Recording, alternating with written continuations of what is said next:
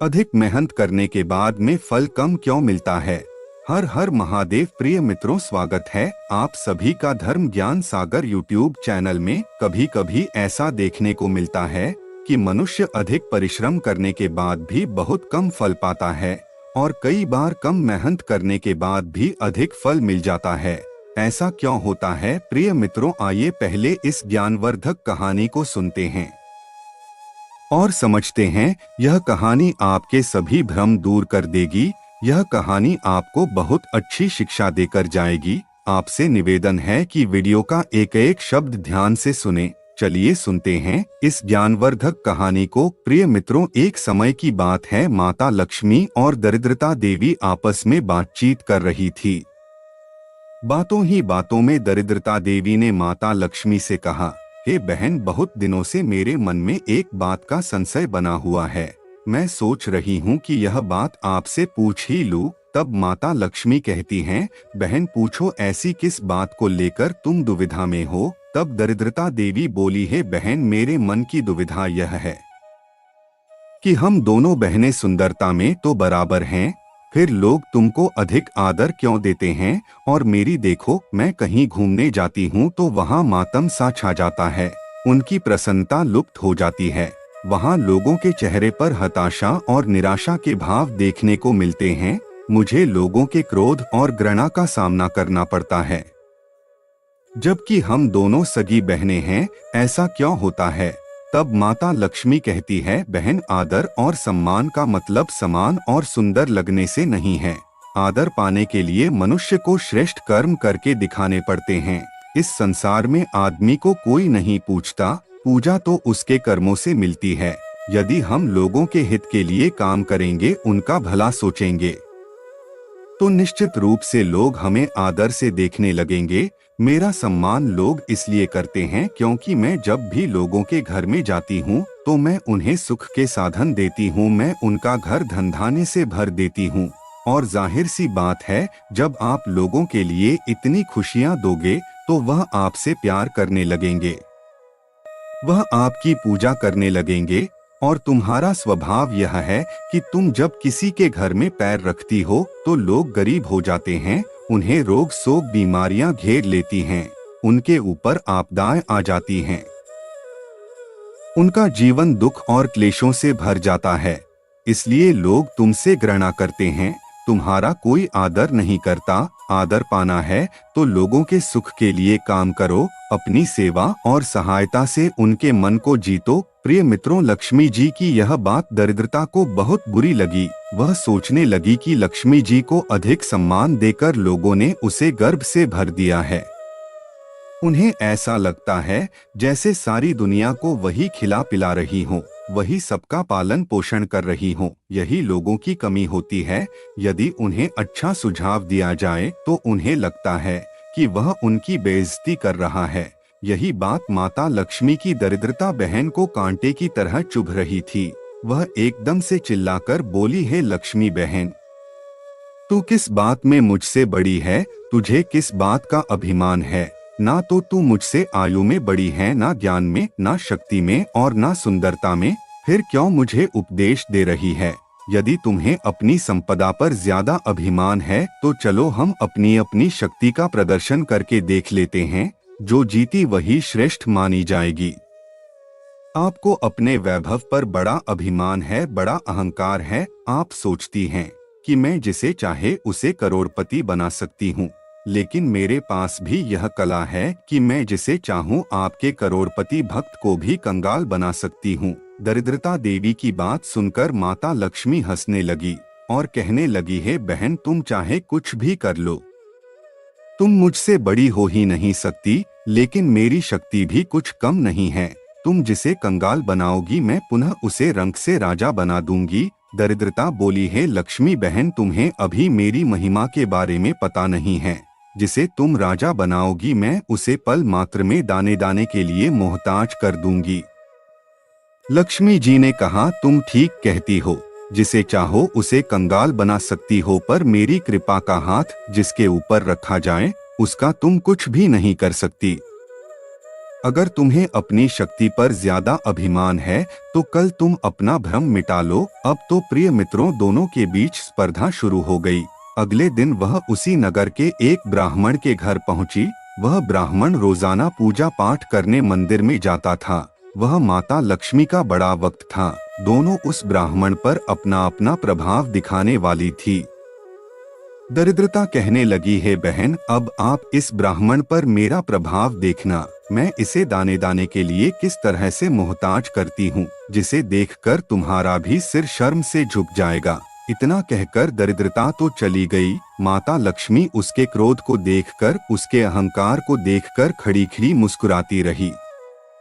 अगले दिन दोनों उसी मंदिर में पहुंच गई जिसमें ब्राह्मण पूजा पाठ करने जाता था। मंदिर में जाकर उन्होंने साधारण स्त्रियों की तरह भेष बनाकर मंदिर के द्वार पर जा बैठी। मंदिर पर पूजा करने वाले श्रद्धालु आने जाने लगे।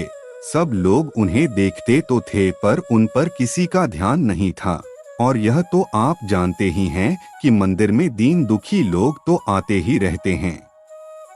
उन्हीं लोगों के बीच कुछ देर बाद वह ब्राह्मण भी आ पहुंचा जिसका उन्हें इंतजार था। दोनों बहनों की नजर उस ब्राह्मण के ऊपर जम गई। ब्राह्मण ने मंदिर में पूजा पाठ किया और अपने घर की ओर लौटने लगा। तब दरिद्रता देवी बोली, हे लक्ष्मी बहन, तुम्हारा भक्त जा रहा है, अब तुम अपना चमत्कार दिखाओ।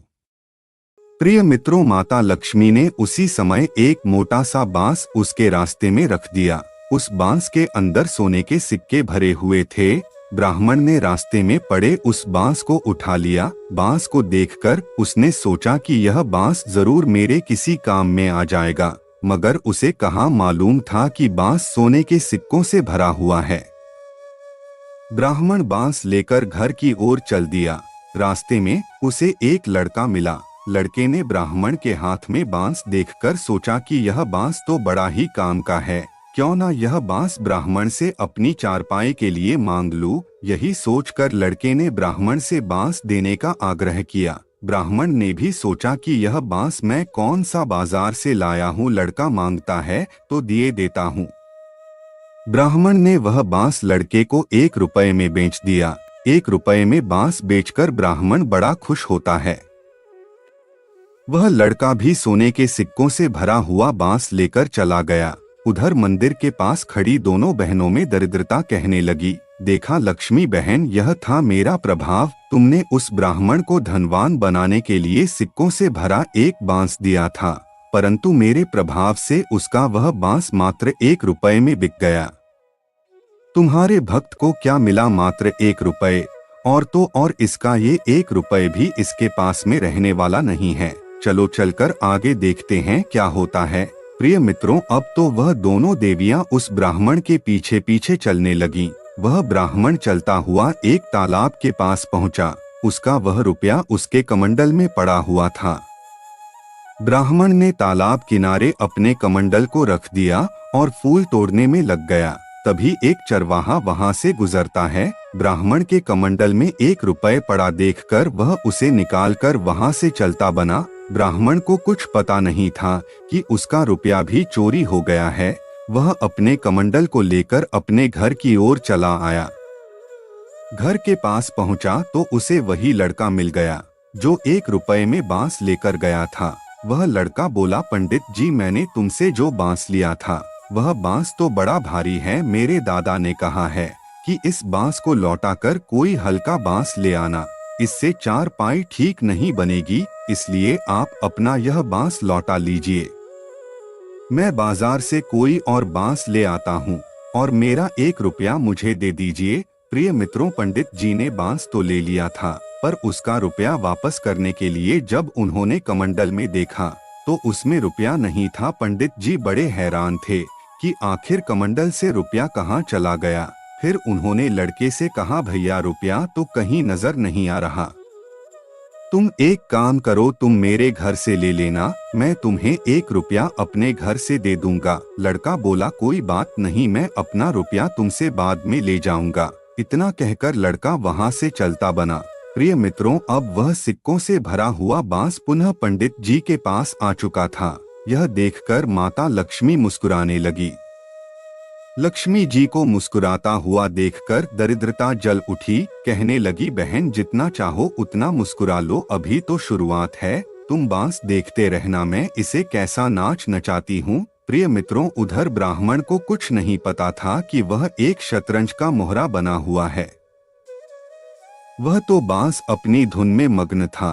ब्राह्मण जब कुछ और आगे बढ़ा तो उसे उस चरवाहे का पिता मिल गया। उसने पंडित जी को रोकते हुए कहा, महाराज मेरा लड़का बड़ा शैतान है। वह तुम्हारे कमंडल से 1 रुपए उठा लाया था। वह रुपया मैं तुम्हें लौटाने आया हूँ। हो सके तो उसे माफ कर देना, मैं उसकी गलती की आपसे क्षमा मांगता हूँ। पंडित जी ने रुपया लेते हुए कहा, कोई बात नहीं भैया, बच्चे से गलती हो गई, कोई बात नहीं, बच्चा है, लोभ में आ गया होगा। इतना कहकर वो चरवाहे का पिता वहां से चला जाता है। पंडित जी ने सोचा, जब रुपया मिल गया तो क्यों ना उस लड़के को लौटा देता हूँ। इतना सोचकर पंडित जी ने उस लड़के को आवाज लगाई। जो बांस लौट कर गया था वह अभी थोड़ी ही दूर निकल पाया था। पंडित जी की आवाज सुनकर वह लड़का लौट आया। ब्राह्मण ने उसे उसका रुपया वापस कर दिया। रुपया पाकर लड़का बड़ा प्रसन्न होता है और वहां से चला जाता है। इधर पंडित जी अपने घर की ओर चल दिए। पंडित जी के एक हाथ में पूजा वाला कमंडल था और दूसरे हाथ में वही बांस था जिसमें सोने के सिक्के भरे हुए थे। पंडित जी बांस के बारे में सोते हुए जा रहे थे कि सच में बांस बड़ा भारी है और जब भारी है तो बांस मजबूत भी होगा। इसे मैं अपनी छत में लगा दूंगा, काफी दिनों तक बल्ली की जरूरत नहीं पड़ेगी। प्रिय मित्रों, इधर लक्ष्मी जी की कृपा से सब काम बनता देख दरिद्रता जलती जा रही थी। वह सोचने लगी कि अब मैं क्या करूं। पंडित का घर भी नजदीक आ गया था। जब उसे कोई उपाय नहीं सूझा तो वह पंडित जी को जान से मारने के लिए सोचने लगी। दरिद्रता ने कहा, हे बहन लक्ष्मी, अब मैं इसकी धन संपत्ति तो छीन ही लूंगी, साथ ही साथ इसके प्राण भी ले लूंगी। तब देखना कि वह किस प्रकार तड़प तड़प कर मारता है। इतना कहकर दरिद्रता एक भयंकर सांप का रूप बनाकर ब्राह्मण को डसने के लिए झपटी। दरिद्रता की यह दुष्टता देखकर लक्ष्मी जी बिल्कुल नहीं घबराई। वह वहीं पर खड़ी ही मुस्कुराती रही। उधर ब्राह्मण ने देखा कि एक भयानक सांप मुंह फैलाए उसकी तरफ दौड़ा चला आ रहा था। ब्राह्मण घबरा गया, उसे अपने प्राण बचाने की सूझी। वह एकदम से जान बचाकर भागने लगा, पर दरिद्रता कहाँ उसे छोड़ने वाली थी। वह तो उसे मार ही डालना चाहती थी। वह उस ब्राह्मण के दाएं बाएं और पीछे दौड़ती जा रही थी। ब्राह्मण ने घबराकर उसके हाथ जोड़ लिए और बोला, हे नाग देवता, मैंने तुम्हारा कुछ नहीं बिगाड़ा है। तुम मेरे पीछे क्यों पड़े हो? चुपचाप यहाँ से लौट जाओ। मैं एक गरीब ब्राह्मण हूँ, व्यर्थ में मुझे क्यों सता रहे हो? प्रिय मित्रों, ब्राह्मण ने बहुत विनती करी लेकिन सर्प क्यों मानता। वह तो दरिद्रता थी, वह उसे मारकर ही दम लेना चाहती थी। अपने प्राण न बचते देख ब्राह्मण ने आत्मरक्षा के लिए वही बांस उस सर्प के ऊपर दे मारा। धरती से लगते ही वह बांस टूटकर बिखर गया। बांस के अंदर जितने भी सोने के सिक्के भरे थे वह सब खन खनाकर जमीन पर गिर पड़े। इतने सारे सोने के सिक्के देखकर ब्राह्मण आंखें फाड़ फाड़ कर देखता रह गया। एक पल के लिए वह उस सांप को भूल चुका था, लेकिन जैसे ही उसको सांप का ध्यान आया तो उसने देखा कि बांस के लगने से सांप की कमर टूट गई है। वह घायल होकर एक झाड़ी में छुपाने के लिए चला गया था। इधर ब्राह्मण ने सारे सिक्के इकट्ठे किए और बड़ा खुश हुआ। वह बार बार माता लक्ष्मी की जय जयकार कर रहा था। उन सोने के सिक्कों के बारे में सोच रहा था कि आज तो मेरी सारी गरीबी दूर हो जाएगी। वह ब्राह्मण उन सिक्कों को बांधकर अपने घर की ओर चला गया। उधर लक्ष्मी और दरिद्रता फिर बातें करने लगे। लक्ष्मी ने कहा, है बहन, सच सच बताना, बड़पन की सीख मिली या नहीं? बड़पन किसी को देने में होता है, छीनने में नहीं होता। छीनने वाला तो कभी सुखी नहीं रहता। सुखी मनुष्य तो वही है जो दूसरों को खुशी देता है। खुशी छीनने वाला कभी बड़ा नहीं बनता। प्रिय मित्रों, अब बात करते हैं कि अधिक मेहनत करके भी लोग खाली हाथ क्यों रह जाते हैं। इसका क्या कारण है? तो प्रिय मित्रों, इसका कारण है मनुष्य के पूर्व में किए गए बुरे कर्म। कुछ कर्म ऐसे होते हैं जिनमें हमें फल नहीं मिलता, वह अपना फल भविष्य में निर्धारित करते हैं। उस समय हमें लगता है कि कम मेहनत में हमें बहुत कुछ मिल गया, और जिन कर्मों का हमें कोई फल नहीं मिलता उसके दो कारण हैं। पहला कारण फल भविष्य में मिलेगा और दूसरा कारण लक्ष्यहीन कार्य। जब हम लक्ष्यहीन कार्य करते हैं तो हमें मिल भी जाता है और खाली हाथ भी रहना पड़ता है। लक्ष्यहीन कार्य सिर्फ थकाता है, आपको देता नहीं है। प्रिय मित्रों, यह वीडियो आपको कैसा लगा हमें कमेंट करके जरूर बताना और अपने मित्रों के साथ शेयर करना। मिलते हैं अगली ज्ञान चर्चा के साथ अगले वीडियो में। तब तक के लिए नमस्कार, धन्यवाद।